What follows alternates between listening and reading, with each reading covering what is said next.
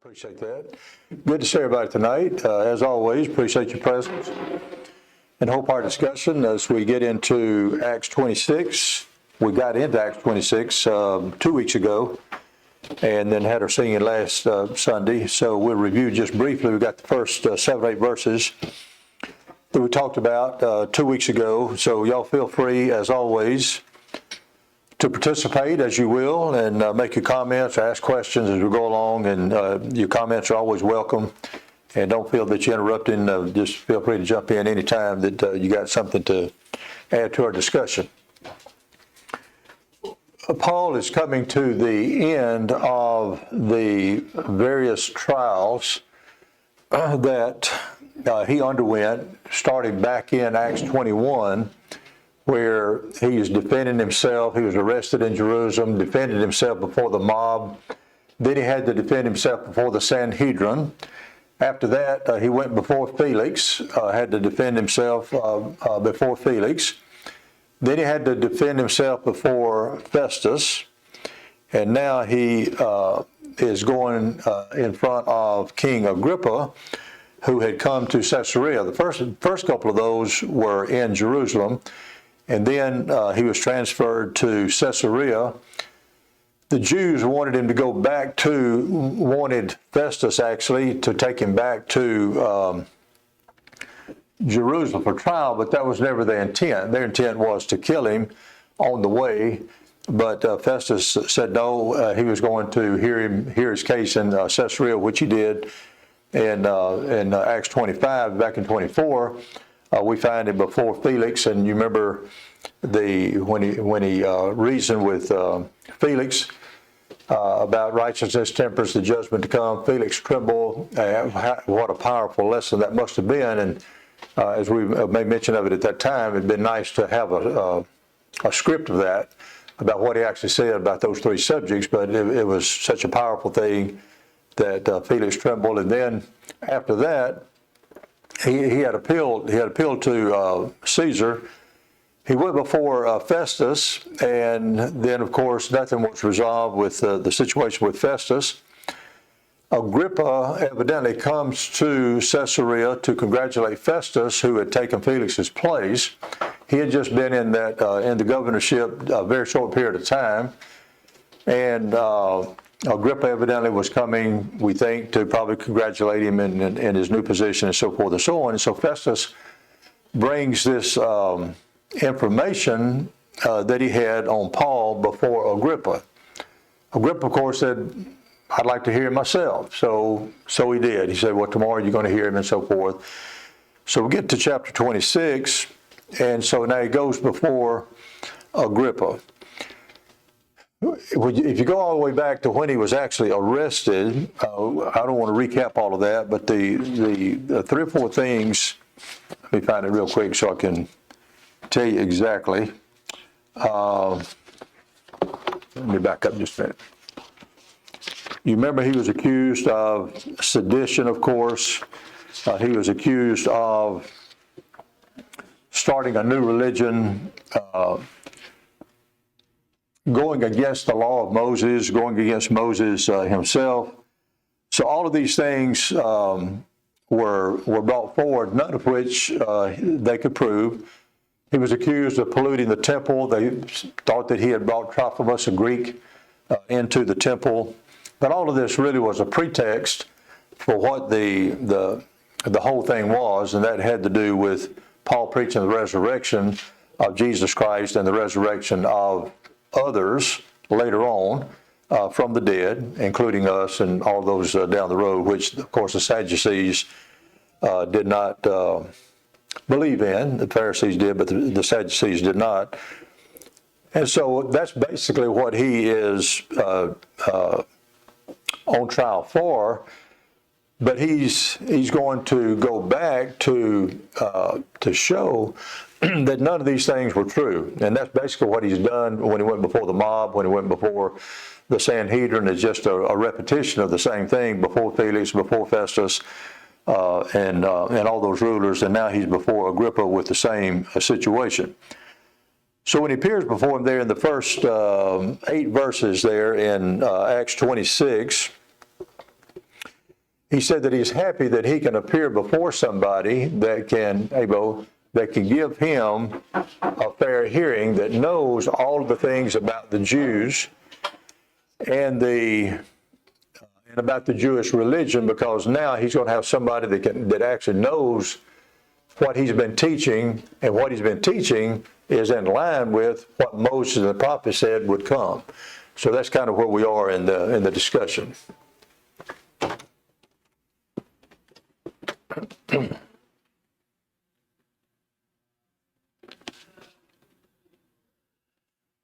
Nine and 2, Bill. I won't cut it to Georgia. Yeah, you might keep yourself another year.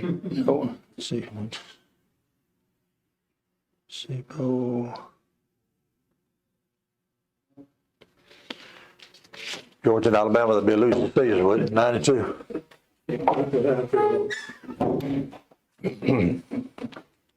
Yeah, they might not even give you a probationary year on that one. So Paul makes a statement that he's happy to appear before Agrippa, because Agrippa, we're in Acts 26, just kind of started Acts 26, that Agrippa had been brought up in the Jewish religion, professed to be a steadfast Jew. He was the legal guardian, as it were, of the temple, and therefore was well versed in Jewish customs. So he was competent to be a judge of this particular accusation of treason, basically treason against the Jews, or against Moses and the law, is basically what he was accused of at this particular point in time. So Paul felt it a privilege to defend himself before one who was prepared to decide his case, whether he was preaching contrary to the law of Moses and the prophets, or on the other hand, was it a fulfillment of what they had actually said was going to come. So this was basically what his defense was, that I'm just preaching what Moses and the prophets said was going to come, and that is that the Christ was going to come on the scene, that he was going to live and die, and that he was going to be resurrected, and as a result of his resurrection, then everyone else would be raised as well. Those that done well to eternal life and so forth, and those that done evil to eternal punishment. But he goes back in verses 4 to 8 and kind of recaps what his life had been like from his youth. He appeals to his life to show that it had been consistent with the law. Matter of fact, the main thing that he wanted to do was stamp it out, right? So he goes back to say, I was a true Jew. In other words, I'm not going against the Jewish religion. I tried to stamp out this so-called sect of the Nazarenes. I did everything that I could.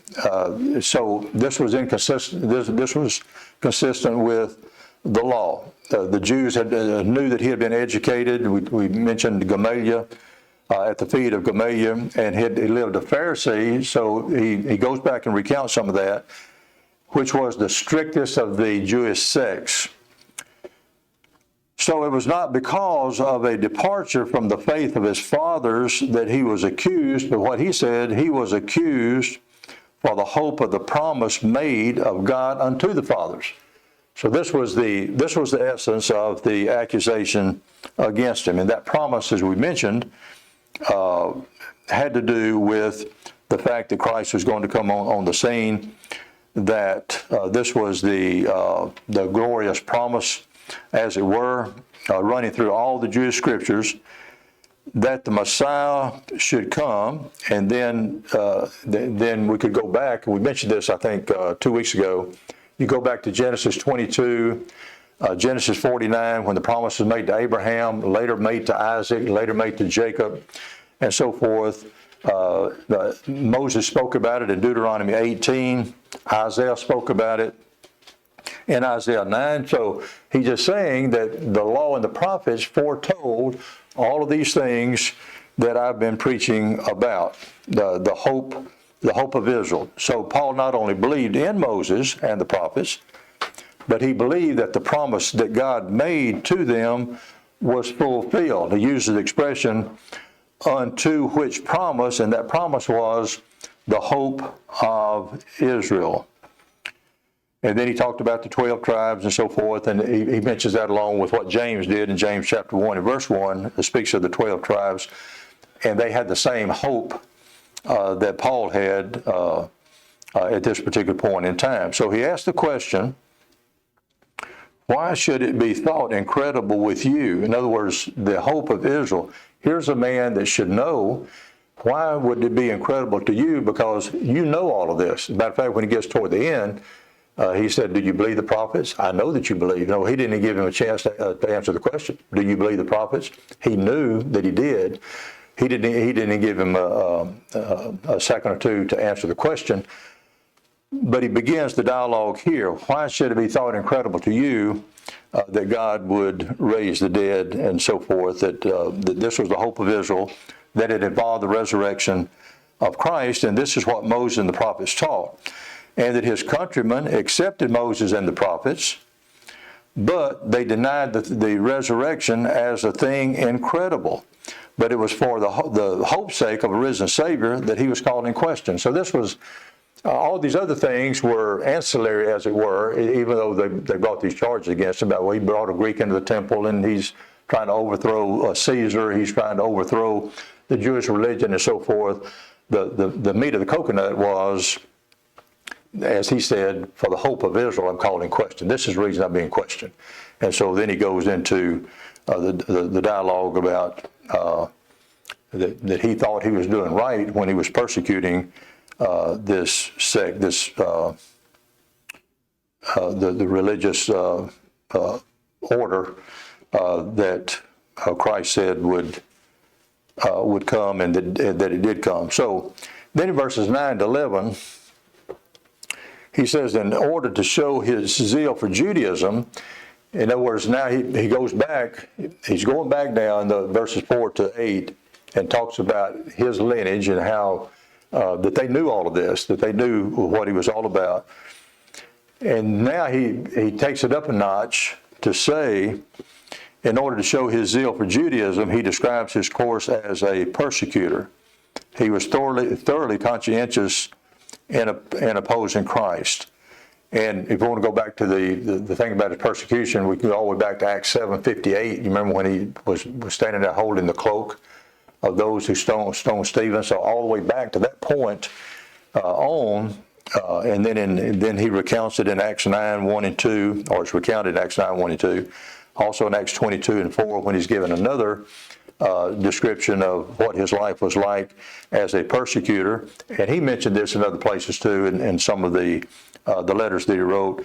And he said, to show you how zealous I was, I gave my voice against them, or I gave my vote against them. Now, some think that when he makes that statement, it might indicate that he was a member of the Sanhedrin. There's no evidence of that, but some others think, some of the other Bible scholars think, that he might have been part of a lower court of some kind that presented the case before the Sanhedrin to punish these, because he received a letter, you remember, letter or letters, when he was going to Damascus there in Acts chapter 9, from the chief priests and scribes and so forth. So some think that he might have been a member of the Sanhedrin. Others, as I mentioned, B.W. Johnson and Wayne Jackson, think that maybe that wasn't the case, that he might have been a member of a lower court, as it were, not the Sanhedrin, but when he came before him, he gave his vote or a voice against the Christians. So he's showing how zealous he was for the law, and to stamp out this sect that he's now preaching about the risen Savior, because he didn't adhere to that, didn't believe that at some point. So some think that he might have been a member of a lesser court who put it up to the Sanhedrin, their Supreme Court of 71 people that gave their voice against those. And of course, as we said, he received permission to go to Damascus and probably other places as well, because he indicated that it might not have been the only place that he had gotten permission to do that. Because he said, I punished them off in every synagogue.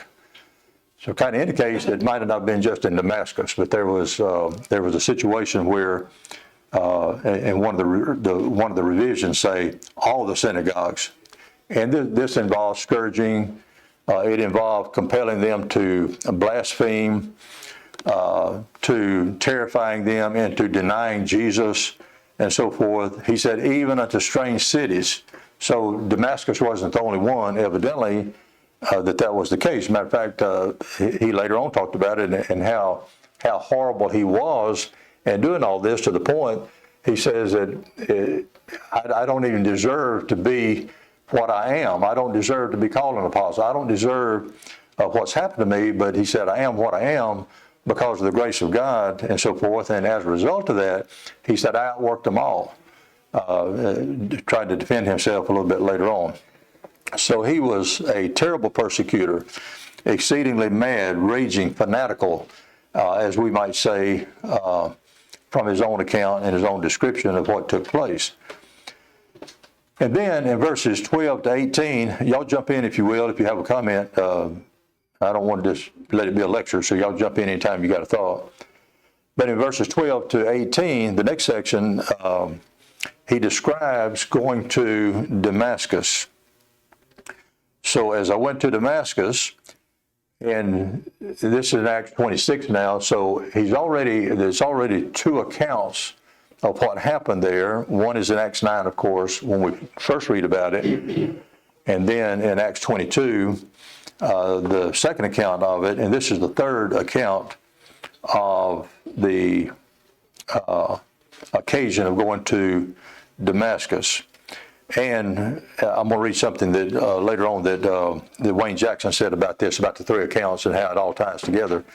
But at this particular, in this particular thing, there are a few details that are given that were not given in Acts 9 and Acts 22. The first one was the overpowering glory of the Lord, especially dwelt upon. Talks about it being brighter than the noonday sun and so forth. We're also told here about the voice that heard was in the Hebrew tongue.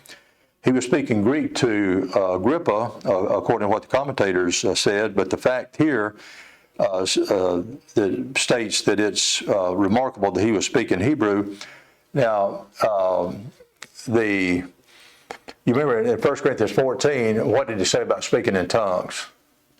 How many could he speak in? Didn't say how many, but a lot of them. Anybody else? I speak more of them than anybody else. So, when he's talking about speaking in a tongue that can be understood, or that you got to have an interpreter, and so forth and so on. So at least two of them we know, the Greek language and the Hebrew language, and evidently more languages that maybe we don't know about. But the Hebrew tongue, here, let me just read what Johnson says about it.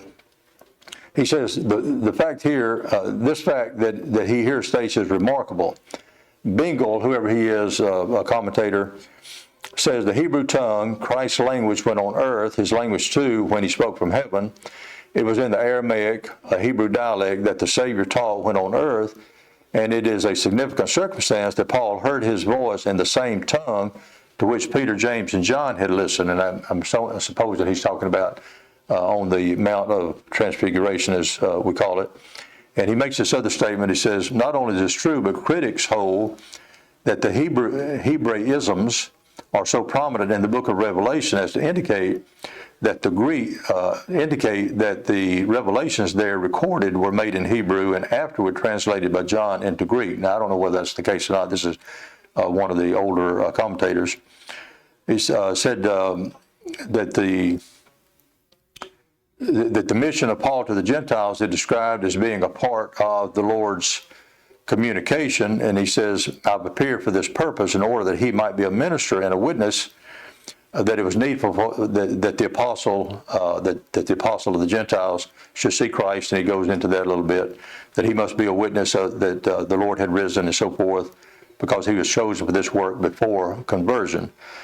So he describes the situation there, that he had received authority from the priest and so forth, and then this great light shined around about him and so forth. And he said that the Lord spoke to him in the Hebrew tongue, Saul, Saul, why are you persecuting me, and so forth. And I'm going to send you to far hence to the Gentiles and others, and so forth. And then when it's recorded in Acts 9, the mention is made that he's the chosen vessel to me when he's speaking to Ananias. So when you put all three of them together, then you can have the full picture of what took place.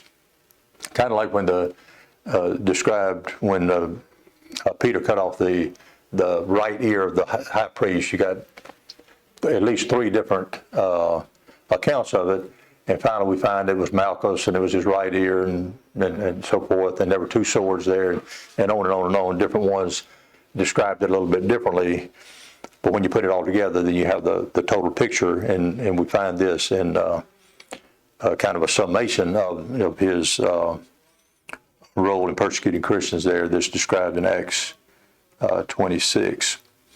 And then in verse 19 and 20 says, and I was not disobedient unto the heavenly vision. Now, it kind of indicates when that statement is made that he could have disobeyed. In other words, he was still a free will. It was still a free will situation for him. So his will was still free, but he said, I was not disobedient to that heavenly vision. So, but he could only act in good conscience, of course, by obeying Christ. He not only was baptized by Ananias in Damascus, but after some preparation, he began to preach there in Damascus, and this is recorded in Acts 9 and verse 27. And then at Jerusalem, where he disputed with the Grecians in the next two verses, Acts 9, 28 and 29. And then he preached that they should repent and so forth, basically turn to God and have a new life. It's going to be a new life, a new approach to living for Christ. And for these reasons, look at verse 21 and 23. I know I'm going a little bit fast here because I wanted to try to get at least this chapter done, so we got the next 2 or 3 weeks and maybe finish up with Acts 27, 28. For these causes the Jews caught me, in other words, because he obeyed and preached Christ. He said, but I continue to this day because of divine help and so forth, that he was doing God's work. See, he was enabled to witness to all ranks of people, both to small and great. He was before kings. He was before the common people. He was before governors. He was before the mob. He had a chance to preach Christ to various ones, whether in high power or to the lowest of the low. So what he witnessed was only what Moses and the prophets had said should come. He said, for these causes the Jews caught me in the temple and went about to kill me, having therefore obtained help of God. Verse 22, I continue to this day, witnessing both to small and great, saying, notice it, none other things than those which the prophets and Moses did say should come. So that's his defense. That's the main part of his defense anyway, that if the Jews believed in Moses and the prophets, which they did, he said, I'm preaching exactly what Moses and the prophets said was going to happen. And here's what was going to happen. Look at verse 23. That Christ should suffer, that he should be the first that should rise from the dead, and should show light unto the people, to the Jews, and to the Gentiles. So he said, this is what Moses said was going to happen. This is what the prophet said was going to happen. We go back to Isaiah 9, talk about it, what Moses said in Deuteronomy 18, and other places all the way back. I guess if you really wanted to go all the way back, we could go back to what it said in Genesis 3:15, which is, isn't that right, Israel? The first account of what was going to happen after Adam and Eve sinned in the garden. So if you want to go all the way back, even several hundred years before Moses came on the scene, that was going to happen, because the promise was still made to Abraham 400-something years prior to Moses coming on the scene. So all the way back, even before Abraham, of course, in that first, I guess we say the first generation of people, it was foretold. That just, even though they might have understood at that particular point in time, but then you had all the other prophets coming on the scene that was going to tell what was going to happen, even talking about the 30 pieces of silver and, how he was going to come into Jerusalem and how he was going to be crucified and so forth and so on. All of this was foretold, and what Paul is saying is that I preached exactly what the Old Testament prophets and Moses said was going to happen. So he was not at variance with Moses and the law, but he was preaching the meaning about what Moses and the law and the prophets said was actually going to come. He said, this is my defense. They said it was going to happen. This is all that I'm preaching. All right, and then in verse 24 to 26, Festus has a comment. And as he thus spake for himself, Festus said with a loud voice. So Festus had already heard all of this before in the previous chapter. Paul, thou art beside thyself. In other words, you're mad. Much learning doth make thee mad. You're insane. You're crazy. But he said, I'm not mad, most noble Festus. And he answers him in a very, very kind, discreet way. But I'm speaking forth the words of truth and soberness. In other words, I'm telling the truth as to what I actually did, what my defense is. And notice how he puts it here. He gets to Agrippa, verse 26. For the king knoweth of these things. So we go all the way back when he said that I'm thankful that I can appear before somebody who knows what's going on in the Jewish religion, which Agrippa does and did. So what he's saying is, King Agrippa knows all of this. He knows what I'm saying is the truth. For the king knoweth of these things, before whom also I speak freely. Now, would you give me a chance to speak? I'm telling the truth. The king knows about this.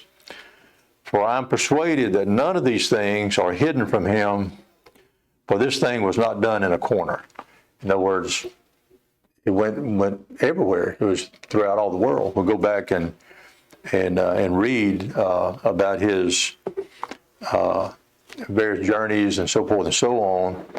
And this would be about, what we say, guys, 80, 63 or thereabouts, maybe 60, 61 or 62 before he went to Rome. So he had been preaching for a number of years. If he was converted in around AD 37, matter of fact, they turned the world upside down for Christ, and all Asia heard the word, and just, many different things.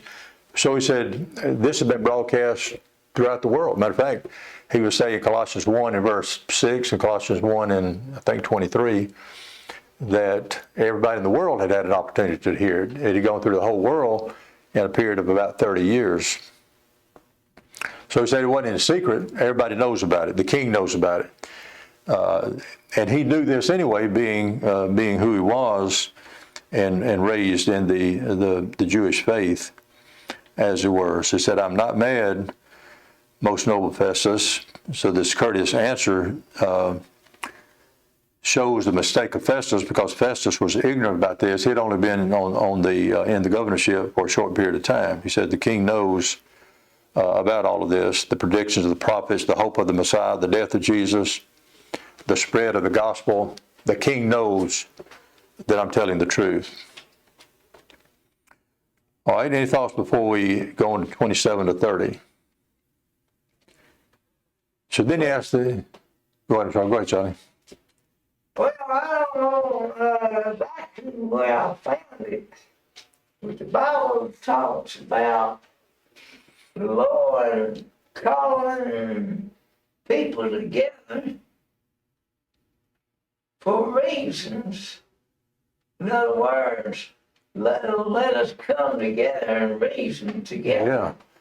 Is that Isaiah 1? 18. Isaiah 1:18? Something like that. I think that's right. Is that close? That's it. Isaiah 1:18? Yeah, that's a good point, Charlie. Good point. Look at Isaiah 1:18 and see if we got that right. Come and let us reason together, saith the Lord. Though your sins be as scarlet, they shall be white as snow, or something to that effect, I think. Though they be like crimson, they shall be as wool. Yeah, be as wool. Yeah, absolutely. Good point, Charlie. So now, in verses 27 to 30, he kind of turns the tables on Agrippa. He kind of puts Agrippa on the defense. Paul's on the defense all of this time, several trials and mock trials and so forth. Several times he hadn't even been able to speak before the uproar was so great that he couldn't continue his defense and so forth. He eventually had to appeal to Caesar. But he kind of turns the tables now on Agrippa. King Agrippa, believest thou the prophets? In other words, I've told you how it all transpired. He said, do you believe this? I know that thou believest. I know that you believe. I know that you believe, is what he's saying. Then Agrippa said unto Paul, very sad statement, kind of like Felix a little bit, almost a similar situation. Almost thou persuadest me to be a Christian. Now some, I was looking at what Johnson and Wayne Jackson said about this. Let me see if I can find the statement.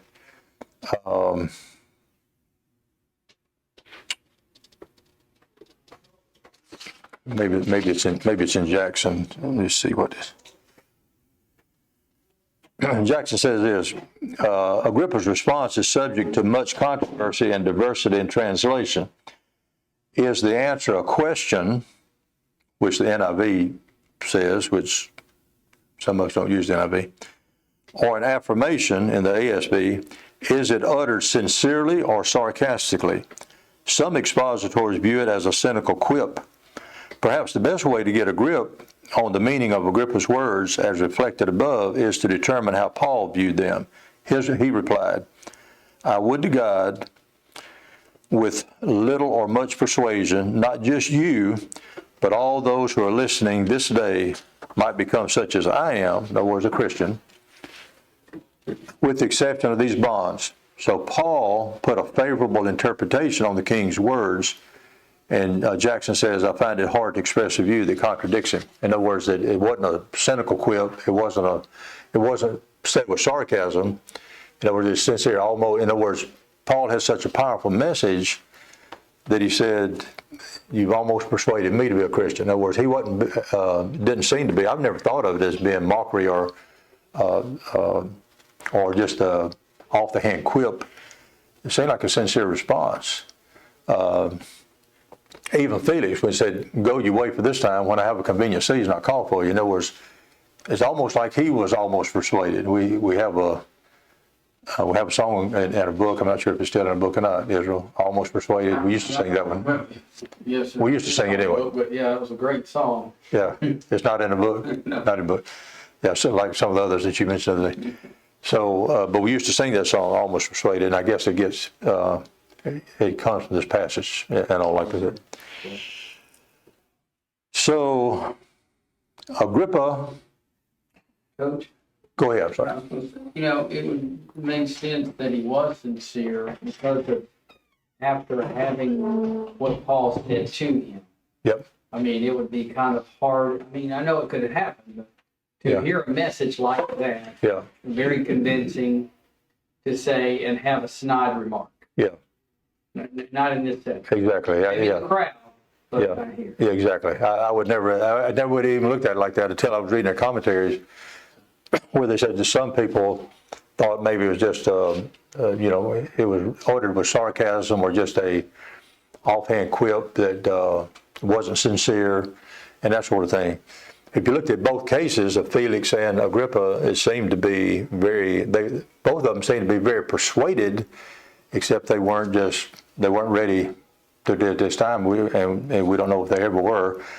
But even Felix, when he said almost when we said When I have a more convenient season, yeah. Yes, sir. Yeah, when I have a more convenient season, I'll call for you.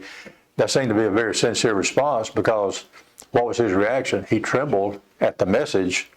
So he was almost persuaded as well, it looked like to me. And I've always looked at it that way, and I think probably you have too. And the same way with here. 31 kind of leads you to believe that too. Do I? Verse 31 kind of leads you to believe that. Yeah, exactly. When you read the rest of it, Yeah, absolutely. Matter of fact, when they reasoned together afterwards, they said if this man hadn't appealed to Caesar, he would have been let go, and we'll read the rest of that too, as Wayne mentioned. So then in verse 31 and 32, when they'd gone aside, when Festus and Agrippa and whoever else might have convened with them retired for a private conversation, private conference, their decision was that Paul had done nothing justifying his imprisonment. The accusations of the Jews were groundless, and the statement is made, this man might have been set at liberty had he not appealed to Caesar. His innocence was clear, but after the appeal to Caesar, the case belonged to the higher courts. They couldn't do anything about it. At that point, Agrippa couldn't have intervened. At that point, Festus couldn't have intervened. Felix could not have intervened. At that point, it was going to Rome. And of course, this was kind of in line, really, with what God had told him, that he was going to Rome, early on. Festus had no more power to clear him at this point than to condemn him. It was God's will that Paul should be carried to Rome. There was work for him to do in the capital of the world. And he mentioned, he gives Acts 23:11 as a reference. Let me just read this. And the night following, the Lord stood by him and said, "Be of good cheer, Paul, for as thou hast testified of me in Jerusalem, so must thou bear witness also at Rome." So he was told, even at that point in time, when he was before the council there in the Sanhedrin in Acts 23, that he was going to appear, he was going to have to go to Rome. He didn't tell him how he was going to Rome, but he was going to go to Rome. And Paul, of course, probably after the next three trials, when he went before Felix, Festus, and Agrippa, had no idea it was going to have to be an appeal to Caesar for him to get to Rome, and he was going as a prisoner. But God didn't tell him that he was going as a prisoner, but he told him that he was going to Rome. And so it played out just like he was told, even though it may not have been the way that Paul figured it was going to be. So verse 31, he says, they talked between themselves, saying, "This man doeth nothing worthy of death or of bonds." Then Agrippa said to Festus, "This man might have been set at liberty if he had not appealed unto Caesar." I want to read just a couple of statements about what Jackson says about the reason for the three. I mentioned this earlier, the three accounts, and it was kind of interesting the way that he had summed it up. He says, "Some have wondered why there are three records of Paul's conversion in the book of Acts, consuming so much space when combined. There's ample reason for such. First, the conversion of Paul is one of the most significant events of Christian history. Aside from the death and resurrection of Christ himself, nothing eclipses this event in importance.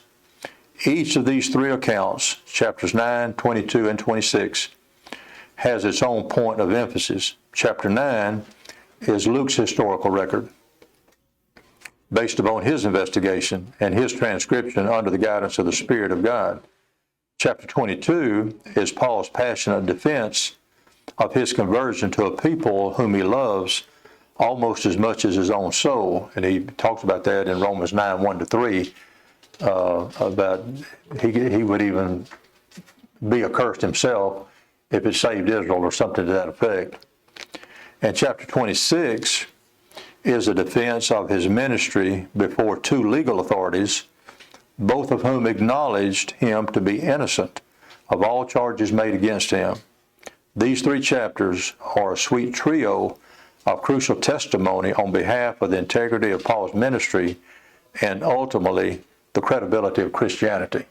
So it's kind of interesting the way he put it, that you had three different accounts. Each one emphasizes something maybe a little bit different, or you get a little bit more information about it, but it was a very significant event in early church history, and Paul's mission to preach to the Jews and to the Gentiles especially, and he's going to appear before kings and and nobles and so forth and so on.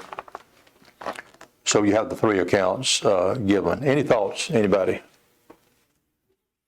on any of the trials or the various trials that Paul underwent to get to this point? It's interesting that neither of them could set him free at that point. Once he'd appealed, he got to go ahead with today. Evidently had to go ahead. The second or third level of appeals, and you're found not guilty, Yeah, you're released, but they couldn't do that effectively. yeah. That's what all the commentators said, are the main two that I was looking at, Johnson and Jackson, saying that they couldn't do anything at that point, because when they make that statement, this man might have been set at liberty had he not appealed to Caesar. So evidently, it was such a strong thing, I guess, in the Roman system of government, that once the case officially was to go to Caesar, a lesser court or lesser governor or king or whatever it might have been, couldn't do anything about it. So it's pretty strong case for how powerful the emperor was. You know, going to Caesar, you going to Caesar. Unto Caesar shalt thou go. Going to Caesar, you appeal to Caesar shalt thou go. So they couldn't do anything to change the trajectory at that point. All right, next week, we won't have time to really get into it, but I think the bell's going to catch us here in just a moment. So after all of this, when we get into that next chapter, it starts out that we're fixing to sail to Italy, we're fixing to go to Rome. He has a centurion that takes care of him. Julius is going to take care of him. And then he's going to talk about all the places that they went, the various problems with the journey itself, the Euroclydon that came up, the tempest that came up, and the various things, and the Lord appearing to Paul and so forth. Be of good cheer, Paul. You know, you're going to know everybody's going to be safe and so forth and so on. So it's quite a remarkable journey. It's quite lengthy, but we'll get into it next week. And appreciate you guys' comments and good attention. And we'll see you then next week.